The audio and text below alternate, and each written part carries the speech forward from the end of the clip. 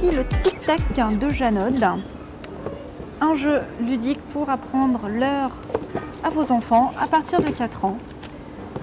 Il se décompose en petites scénettes de la vie quotidienne, il y en a 20. Des petites scénettes pour chaque moment de la journée important dans la vie d'un enfant, comme le coucher, le brossage des dents, l'heure de jouer, l'heure d'aller manger, de s'habiller, prendre la douche. Donc ce sont des petites pastilles de ce genre sur lesquelles l'enfant pourra écrire une fois qu'il aura compris comment fonctionne l'aiguille des heures et l'aiguille des minutes. Vous avez ici la grande horloge avec les aiguilles à tourner pour montrer à l'enfant justement avec les différentes scénettes.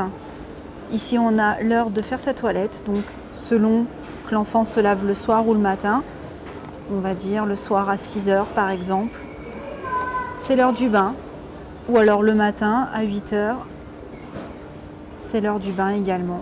Et ces petites pastilles sont assez sympathiques puisqu'en fait l'enfant avec le feutre, les feutres rouges et bleus qui sont à disposition, rouge pour l'aiguille des heures et bleu pour l'aiguille des minutes, il pourra lui-même tracer au feutre l'heure à laquelle il fait chaque activité du quotidien.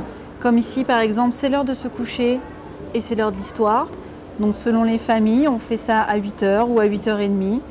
Donc l'enfant tracera avec ses feutres l'heure à laquelle on lui lit l'histoire du soir.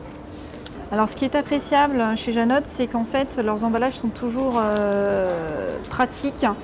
Ici vous avez une grande pochette zippée pour pouvoir ranger votre horloge et les feutres, ce qui permet de ne rien perdre. Pareil pour les petites vignettes horloge. Une fois qu'on a terminé de jouer avec, on peut les ranger tout simplement. Ça évite de perdre les pièces, puisqu'on sait bien que les enfants généralement perdent pas mal de choses quand il n'y a pas de sachet adéquat. Et effectivement, quand vous reprenez la boîte, vous rangez ça dedans, on repasse ici et ça fait une petite mallette à emporter avec soi.